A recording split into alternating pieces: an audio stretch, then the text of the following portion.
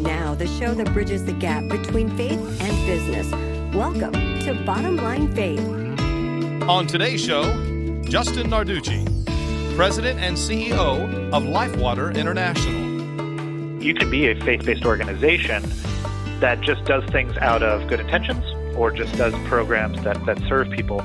But if you're really about the work of the kingdom, I think it does take a different tone or tenor to it. And it also changes from whom you seek your support to do your work and whom you don't.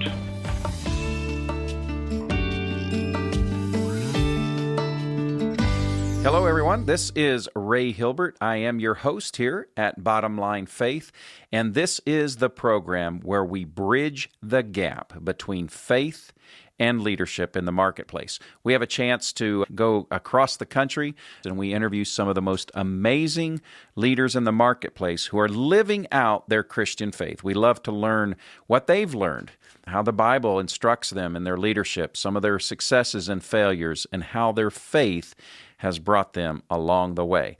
If this is your first time joining us here at the program, welcome. If you're a longtime listener, welcome back.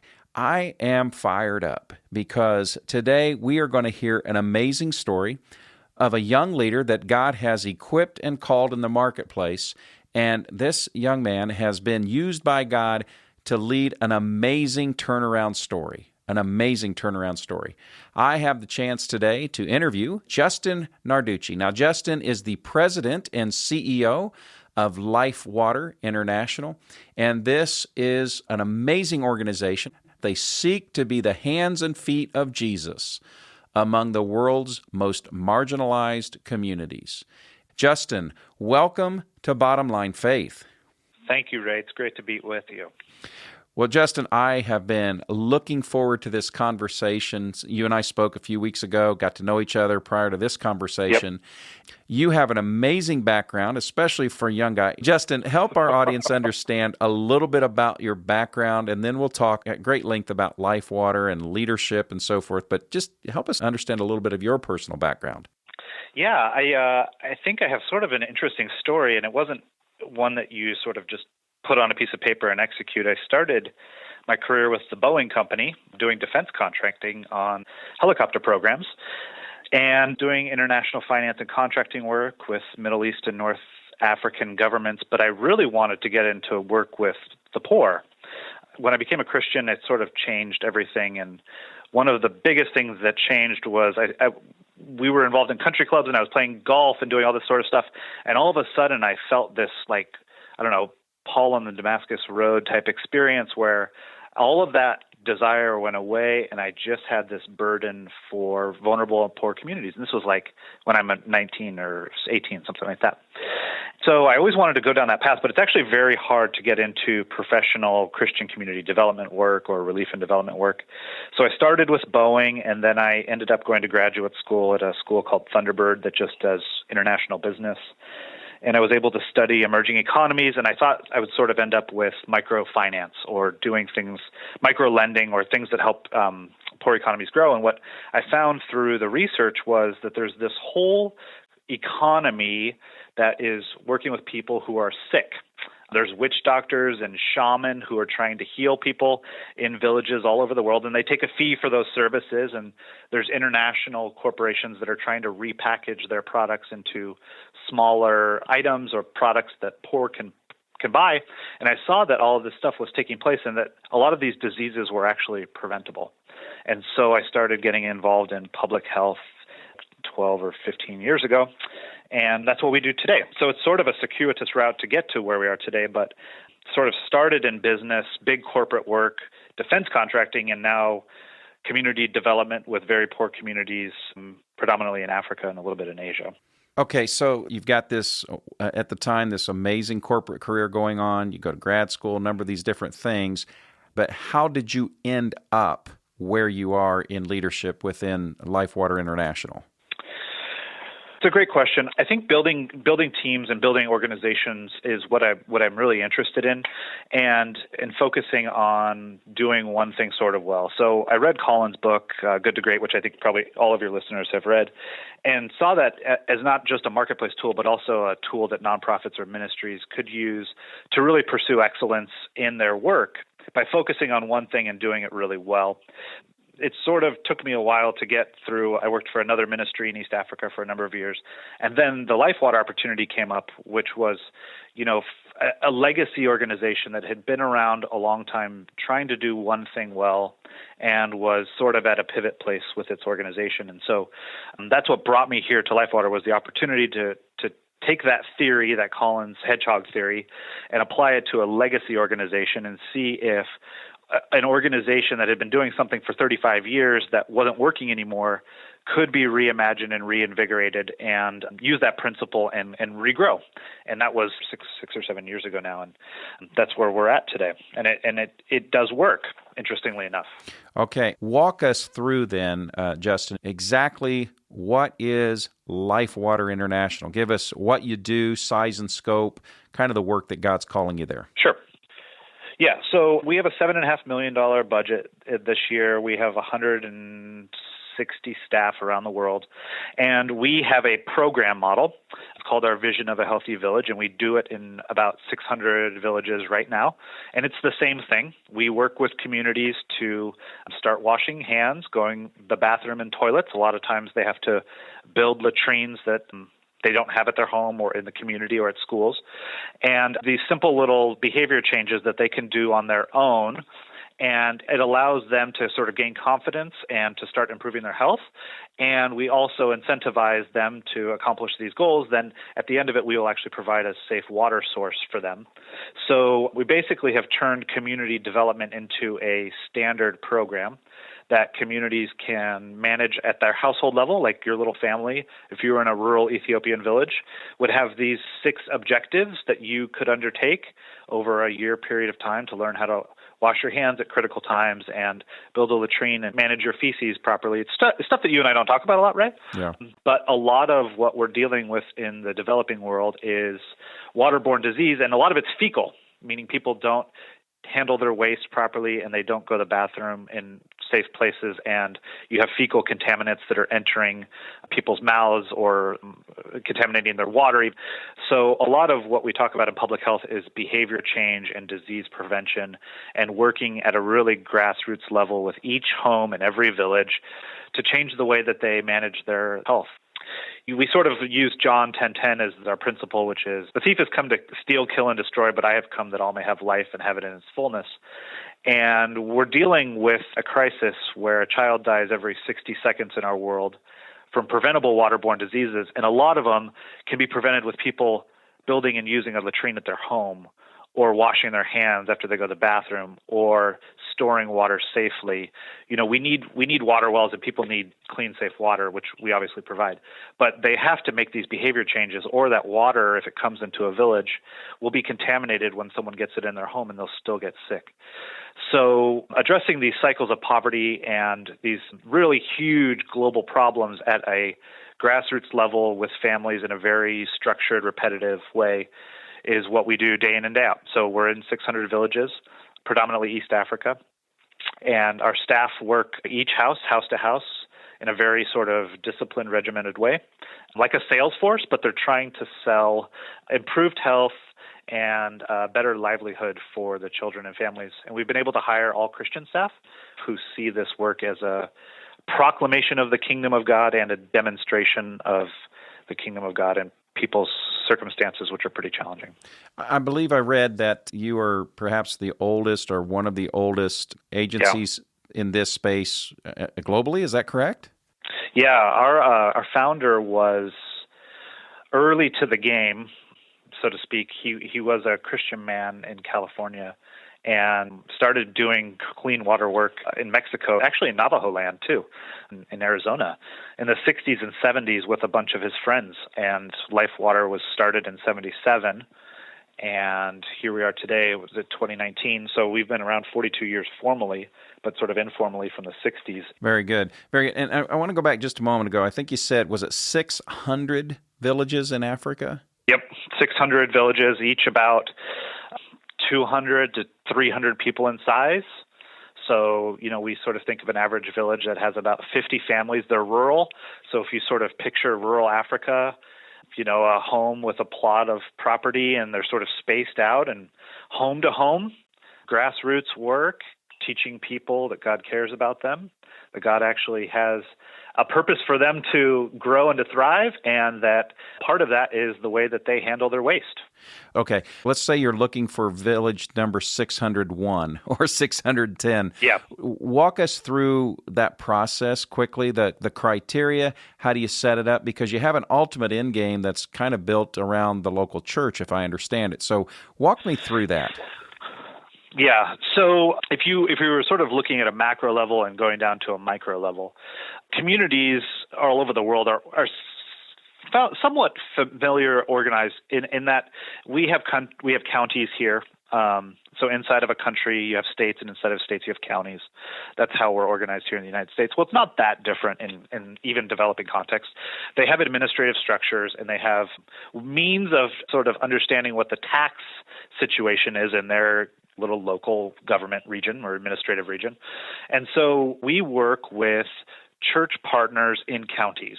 So right now I'm in San Luis Obispo County. There's 250,000 people in this county. Our average program size is about 20,000, so maybe 10 programs, and they're 3 years each. So big picture thinking, we're going to be in this county a very long time to reach every person in that county. And we want to have a church partner that is interested in either expanding their reach in that county or going into that county, and maybe there's no churches there at all. So from the get-go, we actually work with a church planning partner or church mobilizing partner, depending on the context. And our mutual goal in all of this is to reach every vulnerable child, family in that county, and for the local church to be a key catalyst in it. So in a context like Uganda, where there are a lot of churches, we're actually trying something different there, where we're mobilizing churches to go and serve the child-headed households or the widowed homes that normally would be sort of left behind in these interventions, so that in the neighborhood where a local church is, there are no vulnerable children that are underserved, and there are no widows that are underserved. And then in contexts like Ethiopia, you're dealing with regions where you might not have any local churches that are in those counties, or maybe just one or two. And so we're working with some church planning partners to help plant churches in those areas that they strategically have prioritized, and we see a huge unmet need. And we do that together. And that's worked really quite well for us and for the local church partner, because it's one thing to preach at people who are sick. It's another thing to serve them. Mm-hmm. And this is that demonstration and proclamation of the gospel. And you really have to have both in the world, because people need to know why you're doing what you're doing. You have to have an explanation for this work, because these people have been living in this context, or these struggling with these challenges for years and years and generations. And when some good news comes, it really does have to be explained, and you have to explain the source of the good news. And that's a huge opening to the gospel and for local churches to grow and to take root in these communities that otherwise wouldn't have something to be really excited about. So like a new water program or a new sanitation program. And so we've worked really hard to integrate our work with strong local church planning partners in these regions, and see it not as something that's going to happen like a flash change overnight, but as a long-term endeavor for us and the local church to take roots that make a lasting difference in these places over long periods of time. That's excellent. So I think we've got a great understanding now of what Life Water International is all about, a little bit about your model and so forth. But when you were brought in leadership just a few years ago, the organization wasn't as healthy. The organization itself was at a real crossroads. Yep. Tell us a little bit about that, and tell us what were some of the things that have occurred to help turn things around. Yeah, that's a great question, and I think it's one of the most interesting things that I've been part of in my life. I was hired to take this role over at 30, and I want to really commend our board for taking a big risk on a 30-year-old with a legacy ministry. But one of the great things that happened was that our founder was still alive. He's since passed, but at that point, our founder was still alive. And I actually went and spent a couple of different days with him just talking about what he sensed God's call was for his organization back in the early days when he was getting this thing started. And I've heard this advice before from one of my mentors, and he sort of says that God's calling doesn't change. for organizations. But the methods and the tactics and the strategies you use, they sort of evolve over time. But in the core, like the calling, the original purpose for existing that organization has, doesn't really change, or it shouldn't really change, or it should become a different organization if it does. So I spent time with our founder, Bill Ash, and we just sort of went back and said, what was God calling you to do in those early days? Why'd you go to the Billy Graham crusade for itinerant preachers in the 80s? Why were you involving your friends in it? Well, try to get at those core pillars or foundational elements of what he sensed God was calling the organization or the ministry to be at that time. And we went back to our roots, and I listened, and I sort of took it all in, and I took the principles from those conversations, and we made sure that they were core values for us. So we updated our core values. So I listened to Bill, and then the first thing I did was, let's make sure that these principles are sort of enshrined in our core DNA. And the easiest or sort of most logical way that I thought of doing that was to make them our core values. And so we updated our core values, and we put some language on them. That was a thing that we had to do with the board and even the few staff at that time, sort of reimagining who we are, what we stand for, whom we stand for. That was a big step for us. So that whole process that I just described in 2 minutes probably took 18 months for me to listen to Bill, to really internalize it, and to visit all of the things we were doing at the time and sort of see, okay, these are the things that I see us doing. These are the principles I see Bill talking about. Here are where we're aligned, and here's where we're misaligned, and to establish the values that would help create the organization or the foundation for the organization that we were going to build from that point forward. So it was listening to our history, observing what was happening, seeing the core values that we wanted to be about moving forward, getting all of that right before we really did anything differently, if that makes sense. Like, we made a whole lot of changes after that, but that was the foundational work that I thought set us up on the right path. I would imagine in this process of discovering the history, going back to the roots, if you will, translating that into written core values that we're now going to really build the organization on. I would imagine, Justin, somewhere along the line, there's at least one hard decision that you had to make to turn this thing around. So what was the hardest decision that you did have to make, and what role did your faith play in it? I think the hardest decision, it's going to sound really not that hard when I articulate it, but I think the hardest decision was to make our first core value Christ-centered. And the reason I say that is because we had gone through a number of leadership turnovers, and we were sort of like a ship without a rudder on where we stood with our Christian identity. The reason that becomes important in a faith-based organization like ours is that sort of defines who your audience is, right?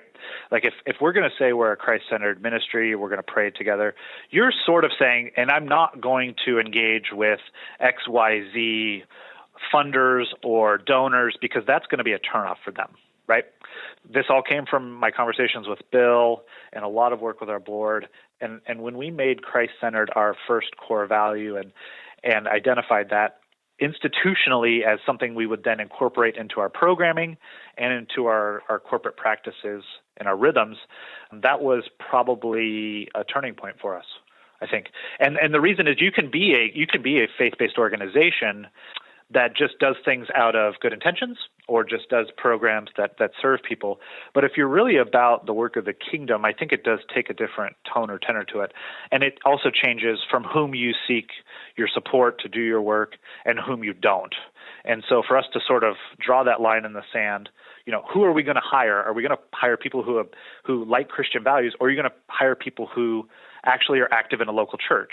Those are the sort of questions that you're wrestling with when you draw a line in the sand like that. And I don't like having to draw lines in the sand, but I think organizationally we had sort of gotten lost on our identity, and working with Bill and having that come out as one of the core principles of what he thought LifeWater was being called to do in those early days, I think was a very difficult decision for us. And it essentially eliminated funding sources that we had been pursuing. And this stuff's all fun and games until you have to pay payroll and serve people that you've committed to. And so I think that was a pivotal decision that we made. And as I'm listening, I'm reminded recently we had Peter Greer, the author of Mission Drift. He talked about how quite often organizations, particularly Christ-following organizations, whether it's to pursue dollars or donors or to bring in more people or communities or whatever, we drift from the mission that Jesus originally called us to. And it sounds like you then were able to recalibrate and recenter the organization back to its original calling. And to be honest, it's really hard to do. And I think that's why Peter probably had to write a whole book on it, right? Because it's the small things, or at least I think it's the small things that cause those big drifts over time. Yeah. Right? Right now, we're hiring a position here at headquarters that is sort of a general position. Let's call it a graphic designer. Okay. And there's a lot of graphic designers out there, but part of our requirement, and we're allowed to do this as a faith-based organization, and I sort of know that all listeners aren't, so I empathize with that. But as a faith-based organization, we can actually ask people about their church activities. Are you active in a local church? It's one of the questions on our questionnaire. And we don't have candidates that are. And I have a position that needs to be filled right now, and I don't have candidates that are. And so we're going to keep waiting, and we're going to keep praying, and it's painful. And I know the person who manages it would love to just have a graphic designer drawing awesome pictures that help us ensure that children have more water every day. You know, there's a direct correlation between what we do and the outputs that we have. And we're going to wait. And we're going to wait until God brings us the right person. And it's going to be not that fun probably at times. But it's those small decisions that we make every day. It's not really about me and my faith. It's about the institution and our core values and how those core values are lived out in those small decisions that we make every day, especially with the people that we invite to join our teams. But what you're saying is so powerful in that someone who's listening to this right now, they may be tempted. Maybe they've got an opportunity, maybe a potential partner, influx of capital, who knows what. But what you have just reminded us, Justin, is either our core values are core and we value them, or they're not. Yep. So you're doing some really important work here. You're providing water to needy people on a global basis, and yet a core value you're so committed to that you're going to hold off doing even really important work, or at least contributing to that aspect of it, the graphic design in this case, because of your core values. Or we had the same thing in Cambodia. You're dealing with a population that's maybe, it's less than 5% Christian. And it is very, very hard to hire people who have a technical expertise and who are Christians. Very, very difficult. We've been waiting for one water engineer in one of our communities for more than a year. We've had that job posted, trying to find someone who's a Christian, who also has a water expertise. We've been praying about it for probably the last 9 months when we realized we had a real problem on our hands here. Right. And that's the person who delivers the water to the community. It's less abstract than even the graphic designer. But we've been waiting for that person, and I'm happy to say we were just able to hire one in January at the beginning of this year. But it was a long, drawn-out process, and there were so many times where I thought, you know what, it's not going to matter. It's just one person, right? We have so many other Christians, it's fine. But we didn't do that, and we stuck to it. And I'm so proud of our team for being patient with me, because I know it's really annoying when they have a bunch of work that they need to do and there's no person, a bunch of applicants, but no, not the right fit. It's very hard to do. And I think what we have had to do is rely on God to provide those people for us and be eminently more patient than we want to be in those hirings. And I think over the long term, though, if we keep a long view, those are the right decisions.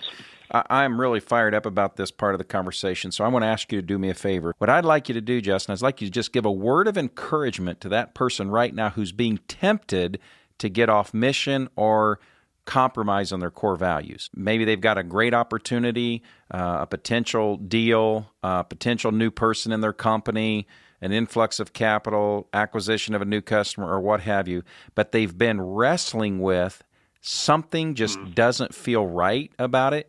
Maybe it's taken them off course a little bit about hitting that bullseye and who of what God's called them to be, compromising a core value, you name it. My word of encouragement would be to look at the core values and make sure whatever you're doing passes that sniff test or the red face test.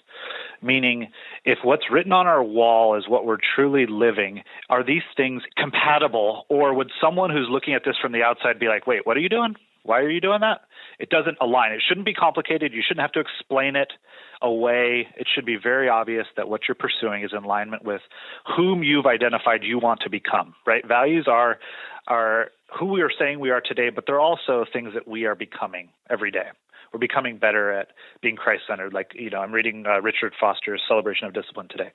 I'm not great at praying as Foster outlines, but I'm becoming someone who's a better disciple through this learning, right?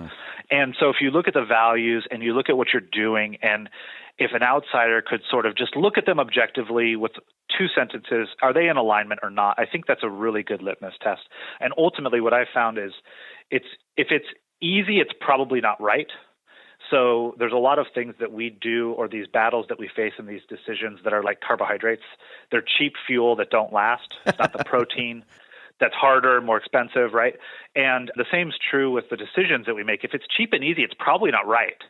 And if we can look objectively and compare the values and see if there's a correlation to those things and what we're trying to do, and your spouse looks at it objectively, you don't have to explain it away or get into some long diatribe about how it fits, then I think it's the right thing to do. But if you do have to find yourself being like, I put a PowerPoint presentation to show you how this fits with our core values, then it's probably not right. It's probably just cheap fuel or carbohydrates. And, you probably shouldn't do it. That is very, very powerful. And so living around these core values, driving your organization has led this turnaround. And you have a handful of principles, right, that you guys operate by there at LifeWater International. What are just a handful of, these biblical principles that really guide and shape your day-to-day operations there? I think the first one is that we do pray as an organization. And for us, we are allowed to do this, and so we do. We pray every day at 1:15. So if you come to our office at 1:15 and show up, we have our remote staff on the screen, and our other staff were huddled around, and we're praying for big things like that water engineer in Cambodia. We prayed for that for like 9 months. We're praying for a tax exemption in Uganda for some drill equipment. And we're praying for smaller things, like some of our donors share these concerns that they have with us about, sick family members or stuff. And we pray for those too. And we don't spend a ton of time on it. We sort of share the concerns. It's about 15, 20 minutes a day. What we started doing now this year is actually praying for each of the villages. So we won't be able to get to all of them in 1 year. It might take us a 2-year cycle, but we actually share a story from a person in that village, and we pray for that village independently. And I think prayer is one of those things that we are underutilizing as part of like our kingdom life and lifestyle. And we've been doing it for 6 years. We're going to keep doing it. We have to sort of have a discipline of doing that corporately. And if we started losing that, I'm guessing that our staff would be like, hey, Justin, why aren't we doing that anymore? And so I think for us, that's been central to our core identity. It goes back to our values. Another one that we practice a lot is measuring outcomes. We struggle with this in Christian work because we know that the work of the Holy Spirit is something beyond what we could plan or imagine. But I think if we put our plans together with the work of the Holy Spirit, we're talking about a multiplier here, we're not going to do smaller things. I can't imagine. So what we've started doing is measuring everything. And what I'm talking about there is actually measuring the little changes that those homes and villages are making, and using that information like Facebook does with all of the information that they gather about us, and looking at trends and seeing where we are being effective and where we're not being effective in real time. And this has really improved the quality of our work. And I think there's these opportunities to measure activities. So if it's a sales organization, how many touches did you have with potential new clients this week? I think the more that we bring transparency to what are seemingly opaque outcomes, the more that we can manage our organizations a little bit more effectively. And if we take big data, which is what happens when you collect a lot of information, is you get a lot of data back, right? And you start looking at trends, you can see where you're performing well and where you're not very quickly, and sort of course correct much faster than you would if you weren't measuring things. And I have lots of examples on how we do that in the field, but I think it is a principle that applies broader than just, work in rural Africa. And then for us, the last one that I would say is worth mentioning is to really focus on what God called you to do and do it really well. So we always deal with this temptation to expand our offering beyond just water and sanitation and hygiene. We could work on early childhood literacy. We could work on feeding programs and starting community gardens and all that stuff. And what I've sort of landed on this one is that there's so much need in the world for what we do, and it's so hard to do. The more that we can become subject matter experts in it, share our knowledge with other organizations, implement really high-quality programs that last, that's a better stewardship of the resource that I've been entrusted with in this organization, or the board's been entrusted with as an organization. So I think doing one thing, doing it really well, going deep and making a lasting change, and not trying to be everything to everybody and staying focused is a stewardship principle, just like measuring is too. We've all been entrusted with these resources, whether they're human resources, financial resources. And if we don't know what they're doing or how they're performing, I don't know how we can say we're being good stewards of them. So just in summary, we're praying consistently, measuring everything, gathering data, tracking how are we making a difference, how effective are we, and then really that hedgehog concept, really get really good, really great at one, maybe two things, focus there and don't get distracted. And by the way, Justin, what is the best way, if someone's listening to this conversation and want to learn about Life Water International, what's the best way for them to reach out and contact you? I would say there's two ways. We have a great website, lifewater.org, very simple, or on LinkedIn. I really like LinkedIn and connecting with others on LinkedIn. So if you just type in my name, Justin Narducci, and then connect with me and write a note that maybe you heard on the podcast or something, I would love to connect with you that way too. Yeah, and that's Narducci, Justin Narducci. Now, Justin, as we're beginning to wind down in our time here, I want to just have a couple questions with you about advice. Yeah. And so if there's a business leader, a ministry leader that's listening to this conversation, what advice or counsel would you give to them in terms of excellence of living out their faith in the marketplace or how to make a difference in their leadership? I will pass along one really big idea that I think was passed along to me, and I sort of would love for other people to do it. When we went through we call it our turnaround phase, we had to take a lot of inventory on what is working in the organization and what we're doing just because that's the way we've always done it. What's funny about a turnaround is we all sort of go through these little turnarounds every time we come to work. Like we can choose to look at our organization objectively and see if it's performing like it's supposed to or if it's not. But a lot of us just sort of like go through our day-to-day work. We aren't fully aware of what's going on. We're just doing things because that's the way we've always done them. And when you have a turnaround situation like ours, you sort of have to really take stock of why you're doing certain things, especially if they don't produce the results that you're looking for. Andy Stanley has a great talk called Don't Be That Couch. And it's about the couch that's in your grandmother's house that no one sits on because it's really uncomfortable. It doesn't look right. It's like green and it doesn't match the motif, but it just sits there because it's been there. And that's the way that grandma's house has been for the last 50 years, right?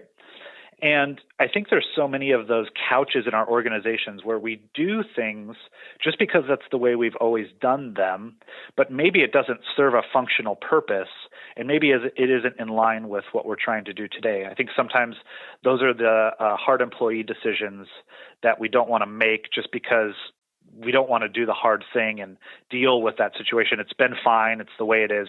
The couch is benign and the grandma, it's not causing any problems, but it's really not relevant with what's going on today in neither grandma's house or in our organization. And when we see those things and don't address them, I think we do a disservice to the rest of the organization because they know, everyone can see that hideous couch is over in the corner and no one's doing anything about it. And as leaders, we have the responsibility to not only see them, but to make sure that that couch isn't weighing us down. We had this assumption that the only way we could serve communities was through national partnerships. So we would find a national nonprofit organization we would work with, and we would partner with them. And so when I came in, I just sort of assumed that's how we're going to do it. That's the way we've been doing it for 35 years. That's the way Bill's been doing it. And we had this moment where I remember my coworker Pam and I, we sat down, we just saw Andy do one of these talks. And I was like, Pam, what's our couch? And she's like, it's the partner model. And I'm like, well, that's what we've been doing for 35 years. And it was that moment where we realized, but it's really not serving our purpose anymore, and we can't get the level of quality and consistency out of it. And so, when I started, we had one international staff who was working with these partners. We have 132 international staff, national guys working in the field now who are LifeWater employees. And that never would have been what we did unless we evaluated what that thing was in our organization that was preventing us from going forward, but is just assumed as normal. So I think my advice would be to look objectively at those couches as if we're taking these turnarounds in our day-to-day life. Like at any day, we could be in a crisis and need to have a turnaround. So why not just do it preemptively or proactively? Look at those things that are the way they are, but really don't know why, and have courage to address them. And I think that helps all of our organizations get better. I love it. That's great. And just one thing, as I was listening to you share that analogy, I remember every time that I turn my couch upside down or I pull the cushions away, I always find something valuable. I find old change. I find a few dollars. I find an article or something. And so what I'm hearing there is take that old green couch, tear it apart. There's going to be some value in that, but it's probably time for a new couch. It's just what I'm taking from that, right? That's great. I mean, there's a great organizational theory called the SCurve, jumping the SCurve, and it basically states that our organizations have to make changes every 5 to 7 years or they begin to stagnate. And it's not these huge changes. It's just these micro adjustments to the way that we do what we do to make sure that we're still being effective and relevant, because change does happen. We can't just stay in the past. And those little changes, the more we're objective and we can see those, there's obviously value in that couch and the reason that couch is there. But if it isn't serving the purpose anymore, we really have to ask the hard question of what would be a better way. Fantastic. Justin, hard to believe we are at the end of our time together. And so I have time for one more question, and it's based out of Proverbs 4:23, where Solomon writes, "Above all else, guard your heart, for it determines the course of your life." And so what I'd like you to do, Justin, is I'd like you to think for a second here, what is that above all else advice, that one piece of encouragement or advice that you'd like to pass along to our listeners here at Bottom Line Faith? I think for me personally, what I found works for me is starting my day in quiet, silence and solitude, reading the scriptures and making that a habit, connecting with God before I do anything I do. And I think that's something that's so hard to do in our culture and our climate, but it does center us on the kingdom and whom we belong to. For me, even as an organization, we practice that, and we're not always perfect, but I think that's one of those things that it connects us to our life source and our core purpose, which is to be disciples and to follow our King. And if we aren't connecting with the King every day, I think that's hard to do. So that would be my one little takeaway. 30 minutes in the morning sounds old school when I say it, but like silence, solitude, study of the scriptures, making it a discipline and a rhythm has really been life-giving for me. That's some pretty terrific above all else advice. One more time, Justin, how can our listeners check you out, learn more about you and the ministry at LifeWater International? Thanks, Ray. It's been a blast. Visit us at lifewater.org or connect with me on LinkedIn, Justin Narducci, Narducci, and I would love to get to know you guys. Fantastic. Folks, this is another amazing episode of Bottom Line Faith in the Books. We are so honored to have the opportunity to interview leaders like Justin who teach us and who model for us living out faith in the marketplace, sharing from their mistakes, lessons learned, how their faith in Christ guides their leadership, and in this case is literally bringing fresh water to people across the planet. We get asked here at Bottom Line Faith from time to time, what's the number one thing that you can do to help us? That is, share the word. Go online, give us a review, give your comments on our conversation today with Justin. The more reviews we get, the more people are exposed and hear about this. Secondly, share this with your friends. If you're not a regular subscriber, go on to Google Play or iTunes or Stitcher, whatever your podcast platform, subscribe and listen and share it with your friends and family and associates. Our goal here at Bottom Line Faith is to simply do this, and that is to bridge the gap between faith and leadership in the marketplace so that we as followers of Christ can be salt and light in the business world and in the marketplace. And so I want to thank you for joining us on today's program. And until next time, I am your host, Ray Hilbert, encouraging you to live out your faith every day at work. God bless. We'll see you next time. Bottom Line Faith is brought to you by Truth at Work. If you'd like to hear about new episodes or listen to past episodes, visit us online at bottomlinefaith.org. You can also subscribe to the show through Google Play and iTunes.